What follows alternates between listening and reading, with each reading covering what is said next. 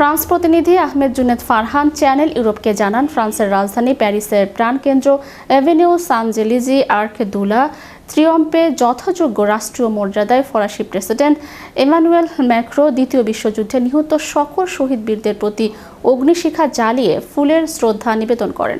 অনুষ্ঠানে প্রথমে ফ্রান্সের জাতীয় সঙ্গীত পরিবেশনের মাধ্যমে রাষ্ট্রপতি ও প্রশাসনের গুরুত্বপূর্ণ ব্যক্তিরা এবং শিশু কিশোর সহ নানান শ্রেণী পেশার মানুষ ৮১তম এই দিবসে শহীদ বীরদের প্রতি ফুল দিয়ে গভীর শ্রদ্ধা নিবেদন করেন।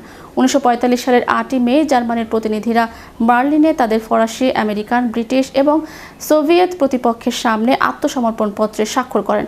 ৮ই মে ১৯৪৫ একটি ঐতিহাসিক দিন, যা ইউরোপের দ্বিতীয় বিশ্বযুদ্ধের সমাপ্তি চিহ্নিত করে, যার ফলে দীর্ঘদিনের দ্বিতীয় বিশ্বযুদ্ধের অবসান ঘটে। এই দিনে মিত্রশক্তি আনুষ্ঠানিকভাবে ১৯৪৫ সালে নাৎসি জার্মানির আত্মসমর্পণের ঘোষণা দেয়, যার ফলে ৬ বছরের বিধ্বংসী সংঘাতের অবসান ঘটে এবং যুদ্ধবিরতি হয়। ৮ই মে ১৯৪৫ সালে একটি সন্ত্রাসী যুগের সমাপ্তি চিহ্নিত করে পুরো বিশ্বে শান্তি পুনর্গঠনের সূচনা করে। এই স্মরণ উৎসবটি আগামী প্রজন্মের জন্য বিশেষ তাৎপর্যপূর্ণ উল্লেখ করে অনেকেই অভিমত ব্যক্ত করেন, এটি আমাদের স্বাধীনতার জন্য লড়াই করা সৈন্যদের প্রতি শ্রদ্ধা জানানোর একটি সুযোগ, পাশাপাশি যুদ্ধের নৃশংসতার শিকার হওয়া সাধারণ নাগরিকদের স্মরণ করারও একটি উপলক্ষ।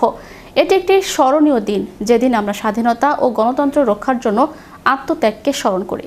Je suis Jean-Thierry Guilleré-Delangle, je suis président de l'amicale du 5e régiment d'infanterie qui a été recréé le 25 août 1944 par le général de Gaulle au Fort-Neuf de Vincennes et qui a contribué à la libération du territoire national et qui est allé jusqu'en Allemagne, qui a libéré dans la poche de Colmar en fait certaines villes et villages des Vosges.